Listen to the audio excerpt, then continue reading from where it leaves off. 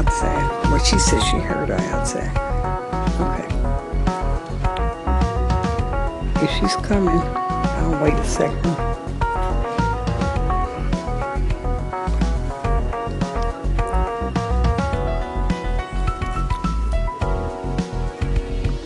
I'm going to go ahead and start because I don't want to be too late. We will be starting in about 30 seconds.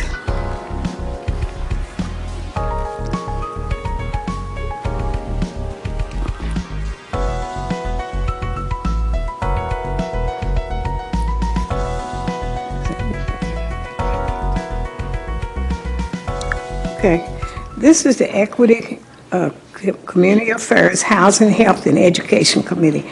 I am the chair, Councilwoman Barbara Shanklin. With me is the vice chair, Councilman Stuart Benson. Councilmember Tammy Hawkins, I can hear her in the hallway. Councilman Dan Syme is here. Councilman Marcus Winkler.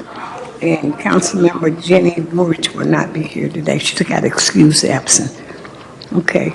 Today we have two special discussions, and I'm going to change them to, we're going to take number 2 first because New Directions has a large amount of people, so it's going to take a little bit longer. So I'm going to go with the number 2 first.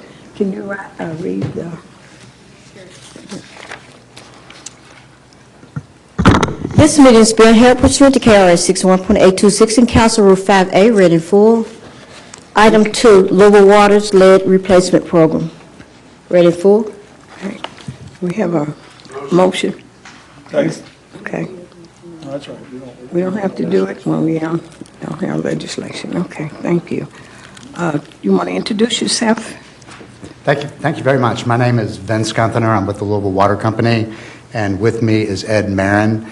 Ed and I, along with several other folks at the Louisville Water Company, are going to be doing a lot of stakeholder outreach related to the Louisville Water Company's lead replacement program, and that's what I want to talk with you guys this afternoon about. Okay.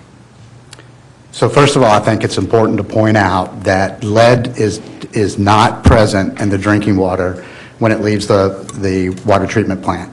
In fact, Louisville Water meets all water quality standards. In fact, we are recognized as one of the best ran water utilities in the United States.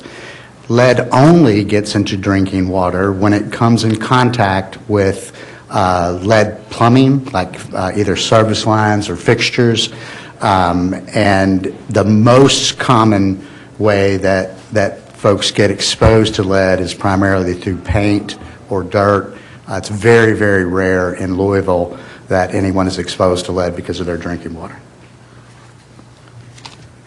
The other part about that, what we do to make sure that the water is safe to drink is, we have an EPA certified laboratory. We run hundreds of water quality tests a day, and one of the main aspects of preventing lead from leaching into the drinking water is how we manage corrosion control. I had mentioned that the lead can leach into water when it comes in contact with those pipes or plumbing fixtures. We are controlling the pH so that it's less corrosive and much less likely to create a problem. With that said, we know that no amount of lead is safe, and so we have a program that I'm going to go into great detail about making sure we replace those lead lines. So a little bit about our history. Between 1869 and the 1940s, it was a very common practice throughout the United States of using lead as part of the service line. What you see there in front of you is the large pipe there is a transmission main, and then those smaller lines that are going over the top are lead service lines. That's what was common at the time to install, and we had about 76,000 of them that were in our service territory. This map shows you a little bit of progress. So when you think about a service line, think about it in two sections. There's the public side service line. That's the line that Louisville Water is responsible for. That would be from the water main that's typically out in the street or in a right-of-way in front of your home, the line that connects from there to your meter, is Louisville Water's responsibility, and then the line that's on the private property going from the meter into a customer's home is the responsibility of the property owner. Louisville Water has removed all of our known public side lead lines. Like I said, we started out with 76,000. Over the years, we've made progress and reduced the number of those to where you advance to 2020, all of those known lines have been removed. Now, occasionally, we do come across one that we find that wasn't part of our inventory, and when we do that, we immediately replace them. So now that we've taken care of the public side, we really need to focus on the private side and what can we do to help customers eliminate the lead lines that are part of their property. The first part of that is updating our service line records. So right now, under the lead and copper rule that was introduced by the environmental protection agencies, utilities have to go out and not only identify their service line, that public side, but we have to identify what type of material is on the private side. And that falls into 4 categories, either lead or galvanized, which can be problematic, or unknown, or non-lead, meaning it would likely be copper or PEX or PVC. So the unknown, we only know of about, I don't know, maybe 600 or so known lead lines, and we've already contacted those customers and let them know that we have a program to replace them. The unknown, however, we have about 47,000. And there's a couple of ways that folks can find out if they have a lead line. The easiest way is to go to our webpage, and there is a private inventory lookup tool where they can put in their account number and determine whether or not the line on their side is lead or non-lead or unknown. And so for a lot of these customers, it's going to be unknown because we just don't know what's on the private side in a lot of cases. So what we're doing about that, first of all, we've done a lot of research and inventory, so checking all of our records. We also, we know through our work that we've never found a lead line on a home that was built after 1950. So by using databases and some modeling, we were able to determine that any home built after 1950 we can classify as non-lead, so those aren't problematic. It's those pre-1950 homes that we need to focus on. So of course, it's the older areas of Louisville. So think about how Louisville was built. You know, it's West Louisville, South Louisville, Highlands, Crescent Hill. Essentially that ring inside the Waterson Expressway is where the concentration of these unknown unknown lines are. And I pretty much covered this slide. Basically, we're going through inspections and identifying the lines. And so what we're going to do in order to try to identify those lines on the private property is, starting this fall, we're going to start a proactive program where we be going systematically to neighborhoods and reaching out to customers one-on-one to try to determine what their service line material is. So we'll start out with mailing a postcard like this to the neighborhood. We'll then show up, and it's going to be a Louisville Water Company contractor. The first thing they'll do is they'll knock on the customer's door. And this is kind of an important point to make, because up until this point, we always told our customers there was never any reason for a Louisville Water Company employee or contractor to go inside the home. But for this particular program, the easiest way to identify what their service line is, to be able to get access to their home, go either to the basement or the crawl space or a utility closet, wherever the line is coming into your home, where the shutoff valve is, that will tell us what the external material is coming into the home, and that's the easiest way to identify it. So if a customer is comfortable with letting our contractor come into the home. That's what they'll do. They'll go in and they'll identify it themselves. If they don't want us going into the home, that's fine. What we'll do at that point is we'll make a small hand dig out near the property line, not too far from the meter, and after we expose the line, then we'll determine if it's lead, galvanized, non-lead, whatever it is. If it's lead or galvanized, Louisville Water will replace that line for free, no cost to the customer, and that's from the meter all the way to their water shutoff valve, wherever that point is inside the home. So, in order to do that, though, we're gonna really brand this program. And if, by the way, if somebody's not home, we'll leave a brochure, a door hanger on their door, letting them know that we were there. Here's what we found. If it's lead, contact us. If we don't hear from you, we're going to follow back up. We also have some branded shirts. We put a whole kind of brand around this so that it would be a recognized program. We have car magnets that are going on the trucks. We have a specially made ID badge that has the logo of the program. So these folks are going to actually, definitely be branded as Louisville Water contractors to kind of minimize any concern that the public might have about why are we in your neighborhood, and more importantly, why are we asking to maybe go in and inspect your plumbing. This is a diagram that kind of demonstrates what that public versus private side is.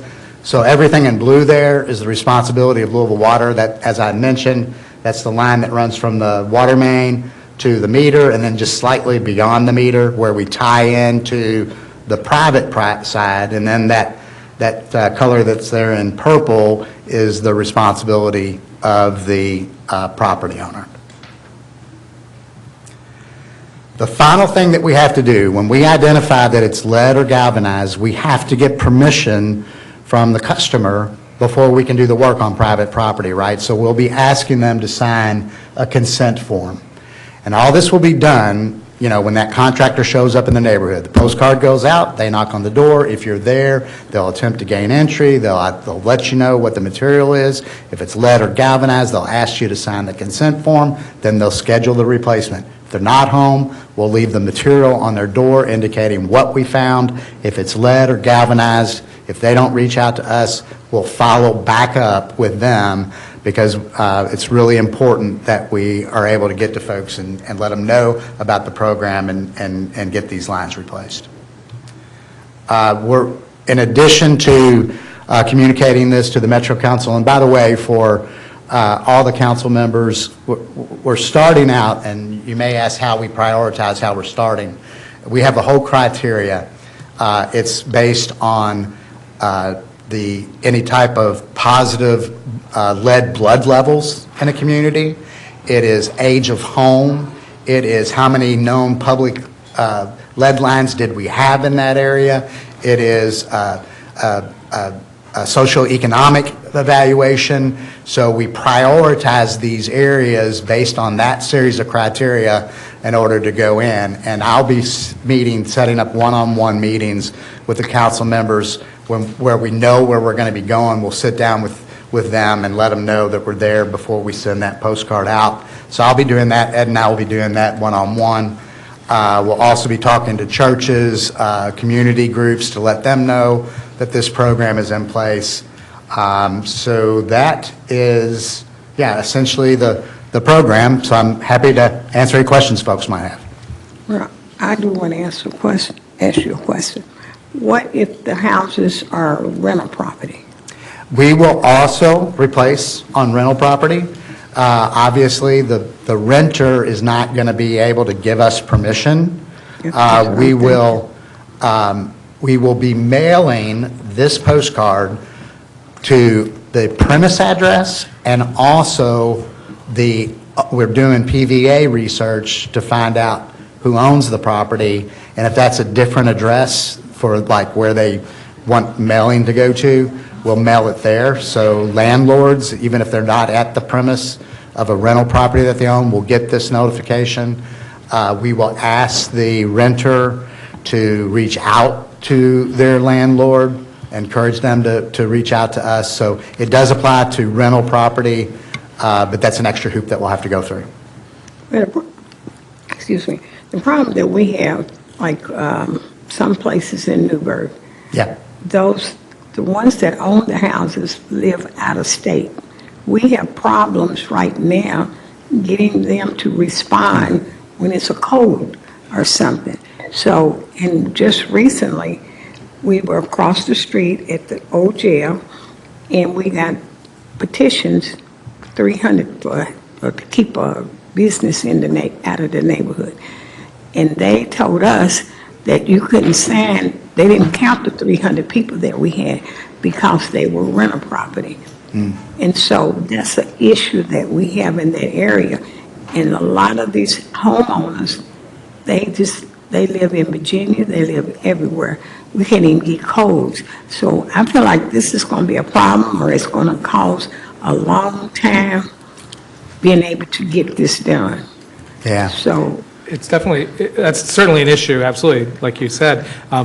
We've done this, we've already started some of this over the last couple of years, kind of one-offs, and we'll call property owners or property managers out of state, talk to them, and explain to them that this is a benefit for them, right? That there's no money out of their pocket, and there's an incentive for them to get this done, both for public health and just for their bottom line, right? This is something that they're going to get a new service line out of this, and it's good for everyone. So absolutely agree that it's going to be hard to get them, but we're hoping that once they hear the message, once they see the message, that we're sending these out of state. We know there's out of state mailing addresses. Once they see that, once we talk to them, we'll get them on board. And we don't need them in person, right? We just need their signature. We can send them an email, get a virtual signature, and then they'll let us do the work.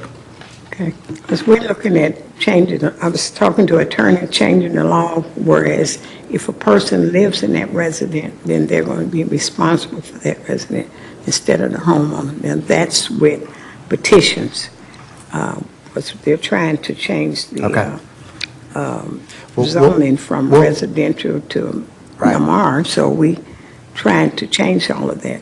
Right. And we'll definitely keep you informed on how the progress is going. If that becomes a growing problem and it's problematic, we can definitely keep you and the rest of the council informed on that, and then determine whatever kind of next steps might have to be taken. Yeah, because they do not respond because they think there's Right. some kind of money Right. that they have to pay out. So they're not responding to a code. They're not going to respond to you signing because they think they're going to Yeah. have to pay out.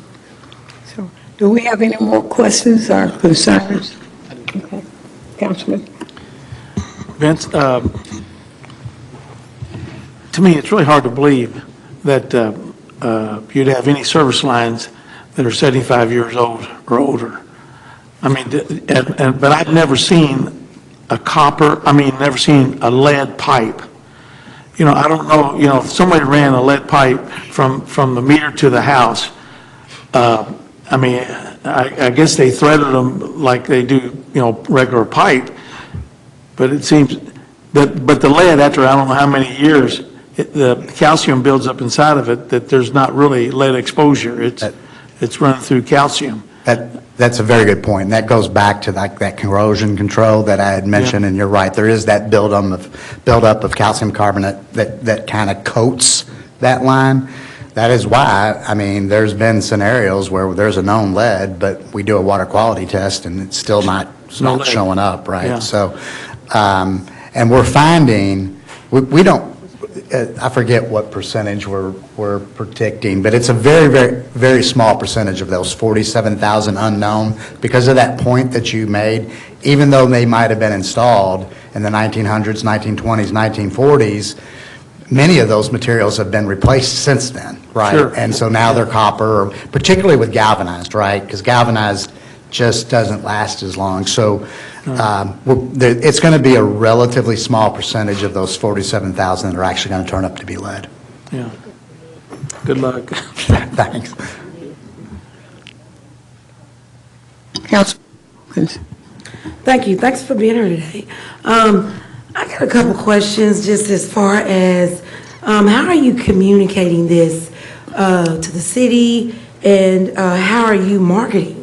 We have a lot of seniors, and people that are just not competent.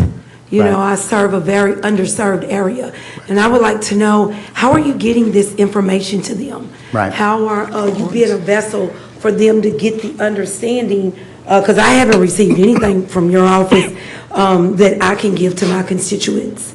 So just how are you educating them? Sure. Well, this is really the first step in that. So obviously, we are going to be providing information to all the Metro Council members so that they can include the information in their newsletter. And I know that's just one step, right? But that's the one thing we're going to be doing. I had mentioned that we're going to be mailing these postcards, but then we're also going to be doing that neighborhood blitz, right? So we're going to be going into neighborhoods, knocking on doors, letting folks know at that sort of thing. We also do a number of community events, right? I mean, we are out handing out Pure Tap throughout the community, tabling at various educational programs, community programs, and we will have information on the lead program there. We'll meet with any group, any institution that feels like they can be helpful in helping getting this information out. So, I mean, if you have a group that you think it would be helpful, by the way, the Health Department, Lead Safe Louisville, the Mayor's Office, all of those entities, the Health Department and Lead Safe Louisville are aware of the program that we're getting ready to launch. The Board of Waterworks, including the Mayor's Office, was just briefed on this yesterday. So, Yeah, well, the mayor's office, you know, we find out stuff the same day. So we're going to solely, I know I'm going to solely rely on you to show up at my community meetings. I would Okay. love for you to be a vessel for, to educate myself and the people that I serve. Thank you. Yeah, what I'll do is I'll set up a meeting with you one-on-one, and we can go through the program that way, and we can take down thoughts and suggestions on where to go next. Thank you. Yep. And I too will have my regular community meeting, have Yes. somebody come out and Yes. talk to them. Okay, thank you. Is there any more questions or concerns? I can't see if Marcus is on the line up over here. Marcus, you okay? Okay, he must be okay then. Oh, he must be, he's not even looking. Okay, so if you're finished, then we're finished with you. Yes. All right, thank you very much. And we will get in touch with you about our meeting and our meetings. Okay. Okay. Thank you. Thank you.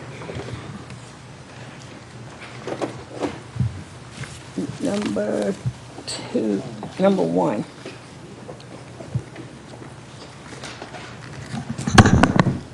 Item 1, New Directions progress since 2022.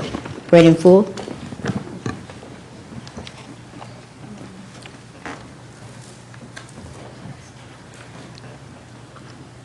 Okay.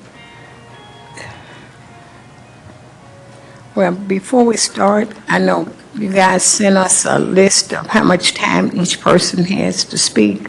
And if you don't mind, can you stick with the time? Because we got 35 minutes, but we would like for everybody to stick to the time that they gave us that they're going to be speaking on. Okay? Gotcha. You want to introduce yourself? I think I already know. Absolutely, I'm going to introduce myself. Thank you all so very much for having us. We are so thrilled to be here.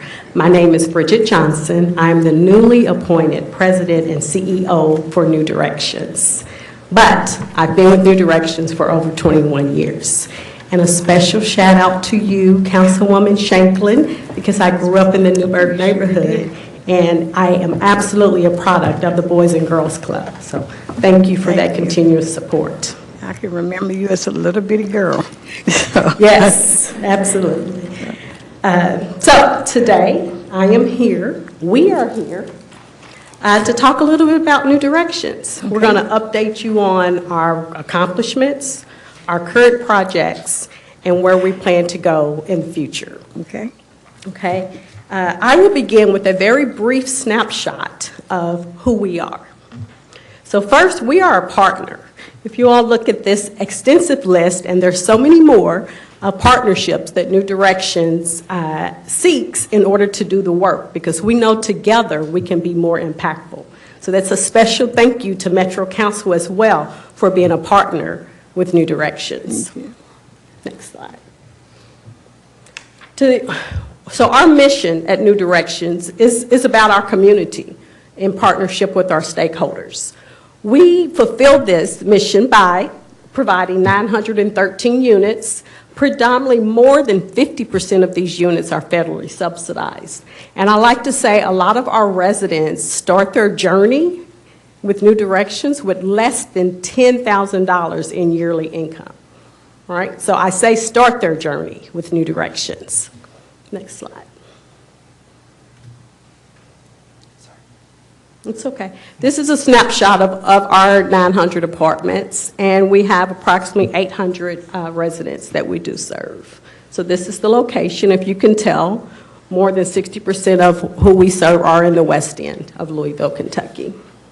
Next slide. What part, I mean, I know it's in the West End, but what is it, 38th or 40th, or whereabouts? We can give you an extensive list of the address of our properties because it's we have some on 45th in Broadway. Okay. We also have some on Grand. We have units that are on Chestnut. We have Muhammad Ali. So we have a lot of addresses. We have over 110 different buildings. Okay. So we are a scattered sites management, owner and management. So we'll make sure you get that list that shows the address. Would you like that list by districts?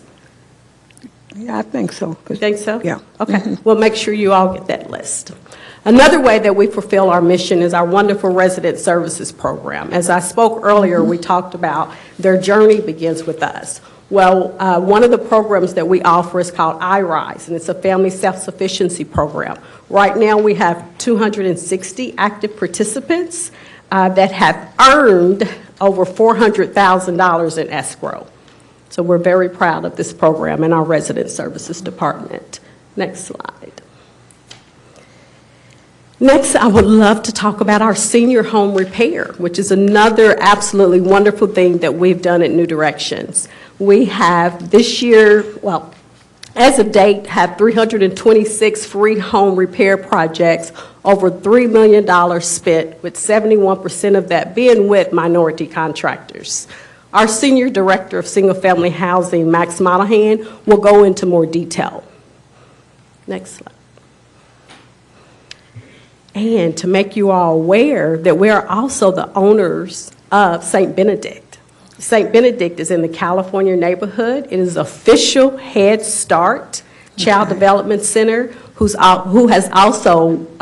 we have also earned a 5-star rating, the highest rating you can get. We have it at St. Benedict thanks to our team and staff that work there. Next slide. Next, I would love to transition it to Max Monahan to come speak more on our home repair. And again, he is our Senior Director of Single Family Housing. Okay. Hello, everybody. Hello. My name is Max Monahan. I'm the Senior Director of Single Family Housing at New Directions, which basically means I oversee our 5 programs that help existing legacy homeowners with free home repair. The obviously thinking behind this is we want to preserve home ownership in our communities, especially in our neighborhoods. As these neighborhoods start to go through the revitalization process, it's the elderly and long-term legacy homeowners that get the postcards in the mail. They get the phone calls saying, I'll buy your house today for $50,000 cash. And what we believe in the neighborhood revitalization process is no. You need to keep your home. You may need some home repair, and that's what we can provide to keep these homeowners in their home, because these are the matriarchs, these are the patriarchs of these neighborhoods. These are, in some of these neighborhoods, despite all of the blatantly racist practices and lending back in the 60s, 70s, 80s, these people got into home ownership, and we need to protect that home ownership because, as we all know, housing is very expensive nowadays, and it's hard to buy homes. So we want to help these elderly homeowners with home repair, and then also try to help them with their end-of-life documents so that home can stay in their family. It can be a real wealth-building asset for them and their future generations in their family. So here's some just random stats from this year. Our fiscal year just ended at the end of June, so it's July to June fiscal year. We did 309 unique homeowners. We spent $3.5 million. Our funding comes from a variety of levels. Of course, there's local money, community development block grant. We have a contract with Louisville Metro government to implement some of the backlog of that, as well as our friends at Habitat for Humanity who are here today who also do this great work. So we've done projects with that funding, state funding. We have a $1.2 million grant with HUD right now to help homeowners strictly with fall provision repairs in their homes so they can stay safe in their home and they can age in place. And then we also get private money, Federal Home Loan Bank System. We have some great corporate sponsors like Churchill Downs, Walsh Construction, Fifth Third Bank, PNC Bank, that give us that money that we can use to pay contractors to do repairs and also to buy building materials for volunteers who can complete repairs. Because we do it all. So we'll have volunteers, we'll have a youth group, a Boy Scout troop that'll do nothing but clean gutters and do yard work, all the way up to contractors that'll do roofs, windows, furnaces, HVAC, those big ticket items that can really change the life of a homeowner and keep them in that home that they've worked their entire lives to own outright. We're also very proud that 47% of our projects were worked on by minority-owned contractors. We're very intentional about that, and we track that number every single year to make sure that we're being very inclusive with how these dollars are spread throughout the business community that we're a part of. You can go to the next slide. So this is a very cool map, if I do say so myself. So since the last time we were here in 2022, here are all of the homeowners that we've assisted in Jefferson County. So you see 731 unique homeowners assisted. We, at New Directions, free home repair is one of our core lines of business, and we do more than any other nonprofit or city government in the area. So 731, that's an amazing number. But each year we get 600 applications for free home repair. And we, like I said, last year we did 309. So we're barely doing half of the people that apply for these services. Because the need is so great, it makes sense. The baby boomer generation is aging. They're staying in their homes. They're not moving to long-term care facilities. So their only option is to stay in their home and age in place. And that's where we come in. We try to make it safe and make it so they can stay in that home and then transition that home and staying in their family to that next generation. So these are, as you can see, we do everywhere. It's not just the 9 West Louisville neighborhoods, although it is concentrated there because that's where a lot of the need is, but it's also in Newburgh area, it's in the South End, Jacobs, Wyandotte, Iroquois, all those types of areas, because the need really is spread throughout our community. I know back in June, Karen Black was here to present to you guys. She was a consultant hired by the Office of Housing and Community Development to do a study of the free home repair needs in our community. It's 29,000 units are needed. 29,000 units are in need of some form of home repair, whether that's free home repair for people who are below 50% AMI, which is what we do, all the way up to low interest or zero interest loans for people who are more at that 80% AMI level. So if the need is 29,000, as a whole home repair, free home repair network community, which includes New Directions, Habitat, River City Housing, LG&E, Project Warm, all these other organizations, we're only doing about 1,000 homes a year combined, but the need is 29,000. So it's one of those things where we're working on these every day, but for every homeowner that we get to call and say, hey, we're going to do a brand new AC for you when it's 105 degrees outside, we have to tell 2 other homeowners, I'm sorry, we cannot help you because we lack the funding. But it's one of the best things that New Directions does. It's one of our core competencies. I'm very passionate about it. My team here is very passionate about it. And it's just one way to really help the neighborhood revitalization, to really protect those homeowners so they're not a victim of the revitalization process. They're a part of the revitalization process. Thank you. Thank you. Okay, good afternoon. My name is Kitty McCune, and I am Chief of Multifamily Finance and General Counsel for New Directions. And I'm here today to talk about what we began talking with you about in 2022, which is our substantial rehabilitation initiative. And when we came before you in 2022, we had just begun this process. This is an initiative that's somewhere between 100 and 150 million dollars, and the ultimate goal is to have New Directions renovate up to 60% of its existing portfolio. Now that means right now we have 913 units. So We've provided you with a number of different slides, but I want to focus in really on three areas, and it's really three phases.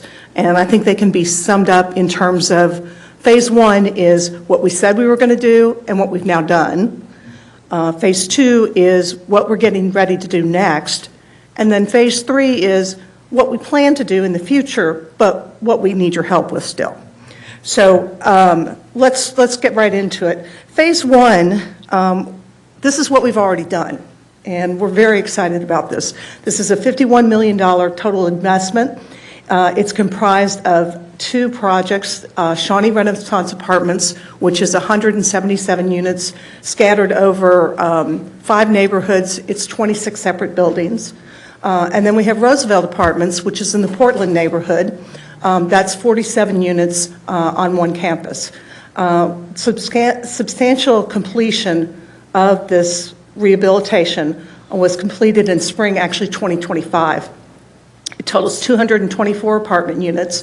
And if you do the math, that means that we've already completed 25% renovation of our existing portfolio. So we're well on our way to getting things done. We're really starting to make an impact. And you can go through some of these again. These are just more descriptions of sort of what's involved in these different phases. So Cameron, let's just flip through to the next one that's phase two.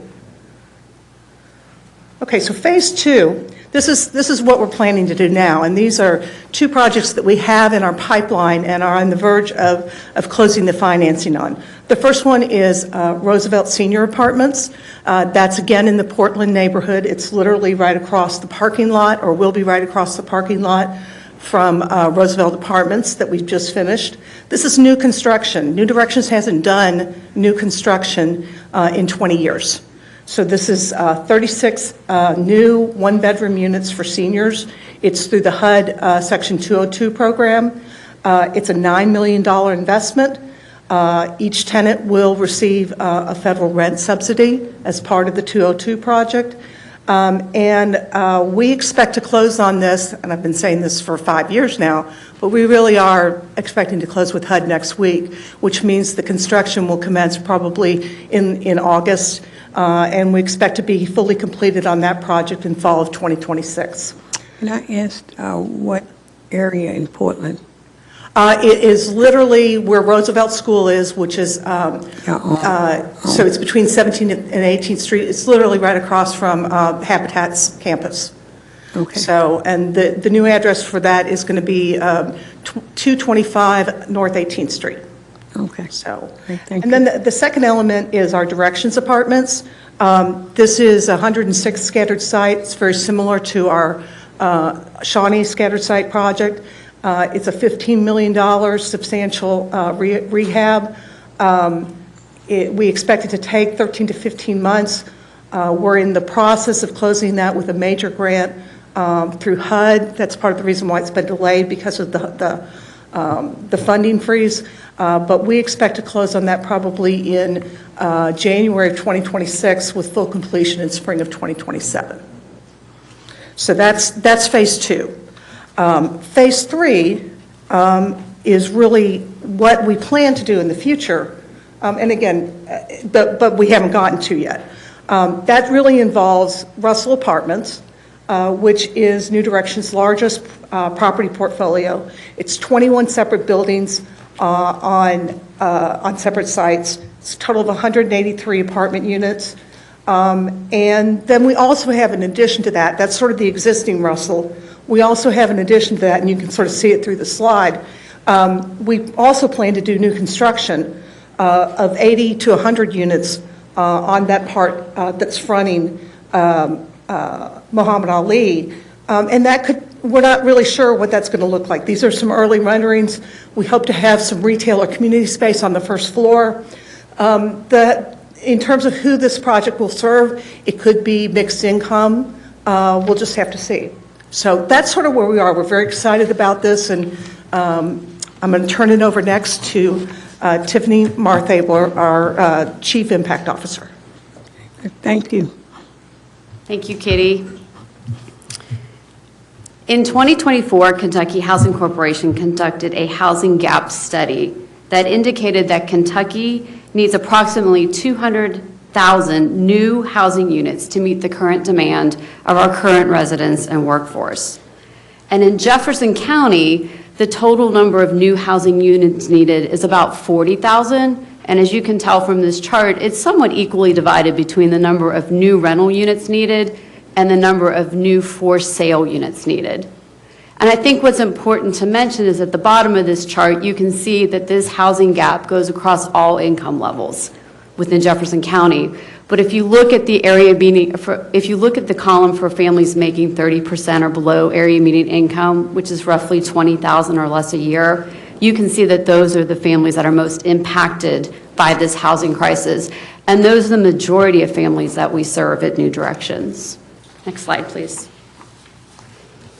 And as Max previously mentioned, the city recently produced a report that estimated over 29,000 low-income homeowners in Louisville are in need of critical repair to remain safe and stably housed. Next slide, please. At New Directions, we feel that our greatest contribution in addressing the housing crisis is our ongoing investment and preservation of existing housing stock that is affordable to low-income families. And we do this in two key ways. One is retaining affordable housing units to support families with limited income, and our other is through offering home repairs and rehabilitation services to low-income homeowners. As Max previously mentioned in slides before here, our homeowner rehabilitation program, we help families stay in their homes by addressing critical repairs that they otherwise could not afford. So the average annual income of the homeowners that we serve is roughly $21,000 a year. And the average cost of repairs provided is around $11,000 a year. So when the cost to fix your home is half of your yearly income, the chances of making those repairs are very slim. And that's where New Directions steps up, provides those critical repairs, preserves homes, and keeps families in their current house. Next slide, please. All of us here today at New Directions would like to thank you so much for your support. We'd also like to ask for your continued support and your investment in our efforts to protect families at risk and preserve affordable housing in our community. And we all really want to thank you again for the opportunity to present today. Thank you again for your support, and most importantly, thank you so much for your partnership. Thank you. I am going to turn it over to Bridget for closing comments and questions. Thanks. Thank you all so very much again for having us. At this point, we're open to answer any questions that anyone may have. Does anyone have any questions? Councilwoman? Yeah. I got a few, and most of them probably ain't gonna be you. It's okay. Some of the other people that y'all, but whoever can answer them. Yes. First, I want to know, what does New Directions consider affordable? What is your definition of affordable? What is our definition of affordable? And that's a very good question, right? Because when I go out and I speak to different agencies, that's one of the things that I talk about, like how do you define affordable? So for us, New Directions, our huge niche in Louisville, Kentucky is helping 30% AMIs or below, right? So that's where we've been. We grew out of St. William's Church with that mission, right, to house. So a lot of our residents they come from homelessness, or they're one or two paychecks away from it, right? But as we grow and we talk about our current plans and our future plans, we do want to increase, right? We want to go from 30 AMI to 50 to 80, and one day maybe to 120, right? Helping that individual grow within our portfolio with our support and help. Okay, which goes into my next question. One of the things that I'm learning, because I always say that I'm still part of the national government, and I know a lot of my colleagues are pretty sick of apartments, and they're really big on home ownership. Yes. Because it is no secret that soon most of New Directions, I know that they go all over the entire city, and I appreciate that for housing. but I'm learning that a lot of my colleagues on both sides of the aisles are really big on home ownership. Yes. Right, they're really trying to get away from these apartments, giving generational wealth. It's no secret that the West End is looking to be gentrified soon, right? My colleagues, I say this pretty often, but it looks like that you all have 913 units, right? Correct. Okay, so my question is one of the mayor's initiatives is, he's big on affordable housing. And for me, I always say that, what some people define as affordable, it really ain't affordable for people that look like me. Correct. Okay? But more than anything, I'm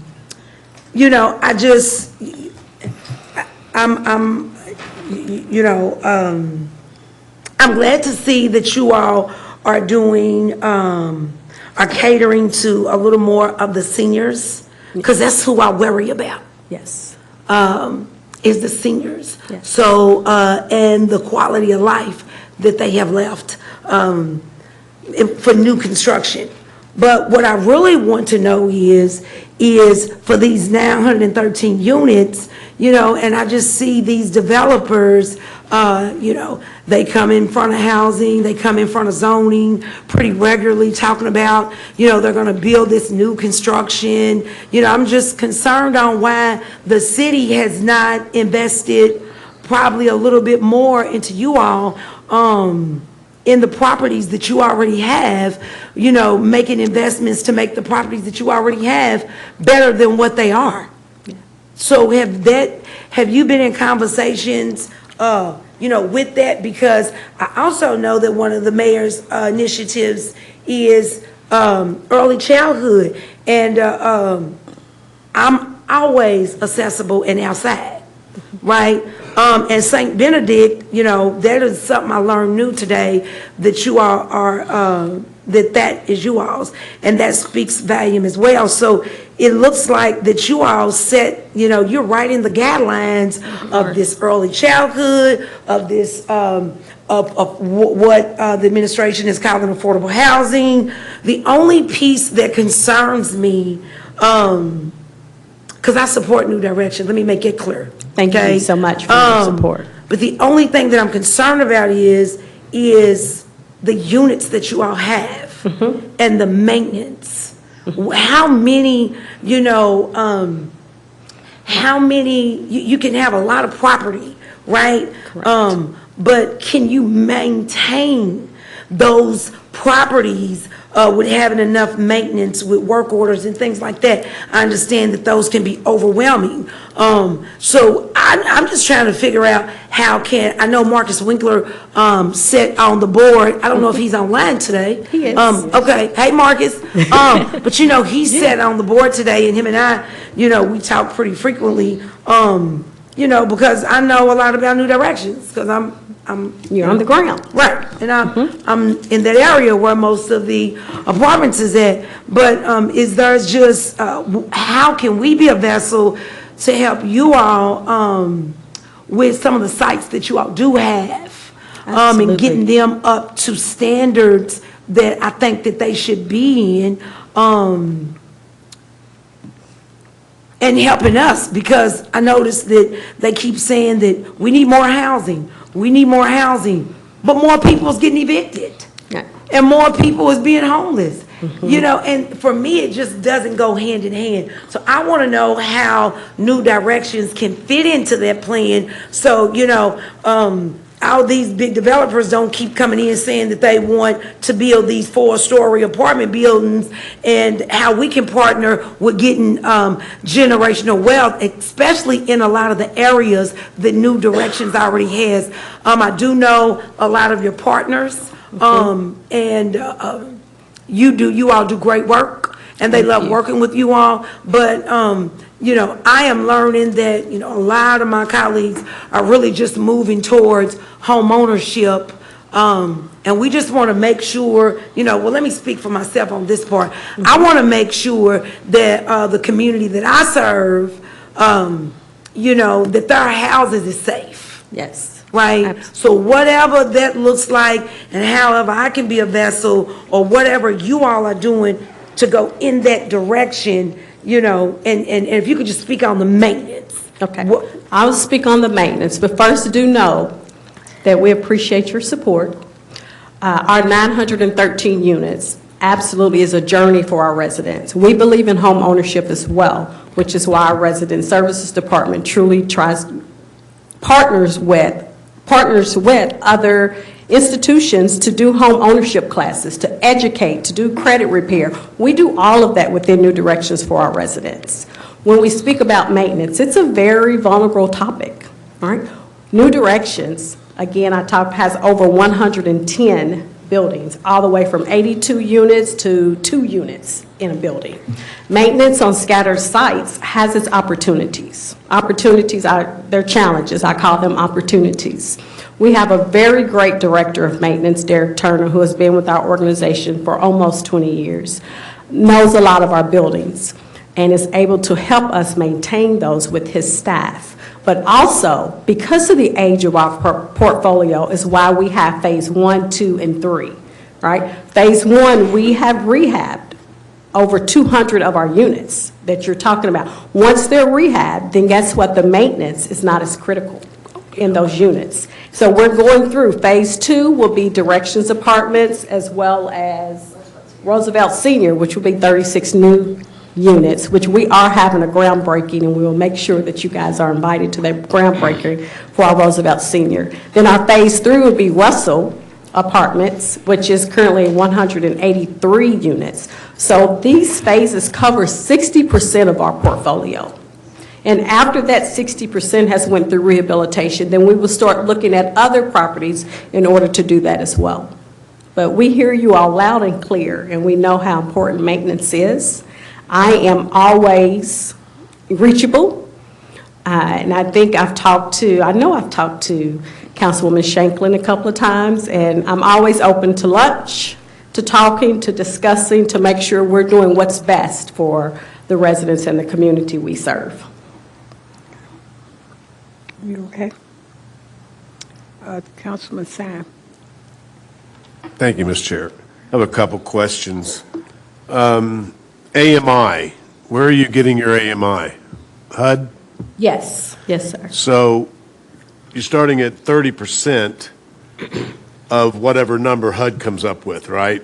As far as who qualifies? Yes. Okay, so, and they're lumping these numbers, they're taking numbers that are coming from Crestwood, Shelbyville, they're saying that the average AMI in the areas that you're serving are, let's say, $60,000, $70,000, $80,000, and we only get to start helping these people if they're at 30% of that. So the AMI has got to change, because people are being underserved in that area. They're being cheated because they're not going to be able to attain that. They just can't, that AMI number. They're just not going to be able to. Another thing I want to know is who funds this organization? So we have many different funders. Okay. So when we talk about our multifamily units, predominantly most of our multifamily units are federally funded, which means we have project-based rental-assisted contracts. And we also have tax credit properties, and we also work with the city as well with home funds and CBDG. Do we fund you on any of these aspects? Does Metro? Partial funding. Louisville Metro government, yes. One of the reasons have why I'm some- asking is, why are we at 71% funding for minorities? And would you explain to me what a minority is? So you're talking about home repair? Yeah, you said 71% of funding for I think that's minority contractors. minority contractors. So Yeah. what are minorities? So that's minorities and/or women-owned businesses. So a poor white guy in Fairdale is not going to get no help there. Well, no, that's on the contractors who get to work. We also have white contractors as well, but Yeah, but 71% are Or- minorities. yes. And we're funding that? That Not disparity? 100% of that. Some of that some of it is the CDBG funding. Yes. Okay, I have an issue with that. That's one issue I have. And who determines the need? Who determines who's going to get help and where you're going to give the help to? On the home repair? Yeah. So it's all about first come, first complete application. So people sign up, fill out a paper application, copy of their income, copy of their driver's license. We check their deed to make sure that they do own the property. And then they go into our Salesforce database and we start working through. So someone who signed up, in January will get help before someone who signed up in May. Geographically, it depends. Occasionally we'll have, like our Churchill Downs funding is only for home repairs around Derby City Gaming and the track. So if you are an elderly homeowner who lives around the track and you sign up, you might get help before somebody, let's say in Fairdale, because the money that Churchill Downs has given is to help homeowners around that area. In terms of the government money, it's all first come, first complete application, and then we work through the list. Why the disparities of areas that have been addressed? I mean, I see there was none in Fairdale, none south of Gene Snyder. And that's why I got elected, because they've been forgotten out there. And I know there's need in these areas that you're talking about, but when I see this, I think there's no room in here for us. Yeah. Well, that's what, part of it is, I would say, we don't do a tremendous amount of outreach because we've been doing free home repair since 1993. So we kind of are known in the community, but maybe not in certain pockets of the community. And that's where, we can work with you and, your legislative assistants to get the word out of the funding that we do have, because it is open to anyone in Jefferson County. Well, we've tried, and it didn't work. So I hope that you'll concentrate a little more outside of the urban service district. And I am concerned about, the poor white guy in the south end that's not getting in on some of these minority contracts you're talking about. That's 71%. So thank you. Yeah, and I'll make a commitment. I'll follow up with you and your aides and get you all kinds of information and help you get the word out about our free home repair services. Thank you. Cool. I just wanted to piggyback off my colleague, Councilman Sams. But I'm just going to probably say it a little in different terms than what he did. He there's a lot of, it's not just a lot of underprivileged, underserved people in the West End. That's what he's saying. He's saying that they in Fairdale too. He's saying that they in PRP too. So, he would love to have those needs and access to things like New Directions offers in his district, right? Yes. So TARC don't, sorry to say it, but they don't even come to his district, right? So it's really hard for him to lean towards, supporting things that ain't even in his district, won't even come to his district because they feel like that his district don't have a need. But they do, and I understand that. It's not just the West End. I understand there's a lot of people over there, and we come from the same, a lot of the same background, right? You just serve one area and I just serve another. And I'm very compassionate and have a lot of empathy for, it's just not black people that are, need housing. It's white people that need housing and they need affordable housing. And what, I say it pretty often, people that look like me, it ain't affordable. But I needed to rephrase that and say white and black people. What the administration calls affordable, it ain't affordable. $1,600, $1,700 for a one bedroom is not affordable. It's only affordable if you can afford it. If you're gonna go get 2-3 jobs to afford it. So it's the phrase, and it's the misconception, right? So I just want to just break it down a little different than him. Well, thank you. We hear you, sir, loud and clear, and we will make sure that we touch base. Thank you. And thank you, Councilwoman Hawkins, for explaining that in a little better way. I am a little passionate about my district. And I'm going to continue to be passionate with my district. And I'm with Tammy. Thank you. You're welcome. Thank you all. Sams, he's a lot like me. Any group any setting, I'm always hollering, what about Newburgh? And I always make sure Newberg's out there, and he's the same way when it's Fairdale. But I do know enough about New Direction that when people in Newberg call me about needing help, I always refer them to you guys, and they do call back and say that they had gotten help. And I always let them know, it's not like it's going to be you, it's first come, first served. So if you wait till the last minute, you're going to be the last one. But they do always call back and say, you know, they fixed this and fixed my sink, they did this. So I appreciate what you're doing, but I have to always holler, what about Newburgh? Because see, Tammy and them and all of them, they think about their, we all think about our own area. I fight for mine. Yeah, we all fight over the little money that comes through. And so, you know, we're all the same, but Dan, he always makes sure that Further is not left out, and I always make sure that Newburgh's not left out. So we understand. And if you'll let me just add to this really quick, Councilwoman. Also, Ms. Bridget, I want to commend you and your staff. I know that you've been with New Directions for quite some time. And so for them to give you that leadership role that they did and not overlook you. Thank you. You know, I appreciate that. Thank you, thank you. So Thank you continue very the work much. that you all are I appreciate it doing. as well. I started as the administrative assistant at New Directions 21 years ago. And I am so proud of you to see you grown up and actually running a whole department. So, Running an entire department, an entire organization. Right. Right, And and so- George Unseld That's would right. be so proud of me. Oh, yeah, we all are, because, you know, Absolutely. anytime they come from Newburgh, and we just support each other in any kind of way we can. So, thank you for coming, and Thank you all for having us. And I really did enjoy the presentation because I knew quite a bit about it, you know, just from my constituents. My constituents uplifted me on different things that you could get from New Direction. And so I appreciate that. I appreciate you guys coming in and telling us the things that you do. And I am a lot like Tammy when it comes to housing. I just want to see first-time homeowners, just a person to have their own home, so we have generational wealth where we can leave something to our children and our grandchildren, because anytime you live in apartments, most of the time, I say this, that we giving the money to somebody else when we have families that are in need, really in need.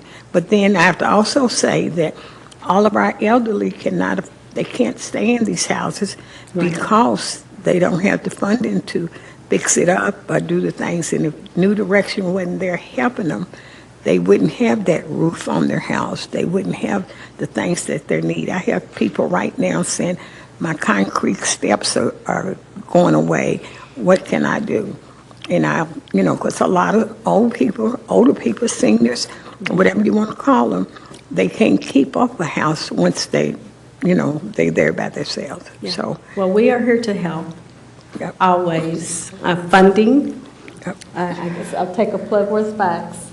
Funding is always needed, but we are here to help. And keep, aging in place is very important to us. Right. One thing I always say at New Directions, right, we invest in buildings, but we also invest in people. Yeah. And it's very important to me that we do both of those simultaneously and do them well. okay, thank you, and I appreciate everything you've done. And Thank you. if no more questions or concerns, then we are adjourned. Yeah. Thank you. Thank you all. Okay.